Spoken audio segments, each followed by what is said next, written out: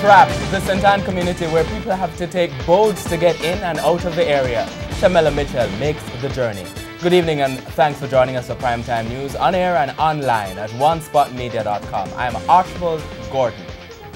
And I'm Nadine McLeod. Also this evening, increase. JPS seeks rate review, but why does the company want certain big customers to pay less? Charges and counter-charges. DPP defends staff after scathing criticism about Cash Plus case. Unjustified. Food for the poor furious over claims it is building shabby houses. In business news, do more. Small businesses demand better policies for the sector.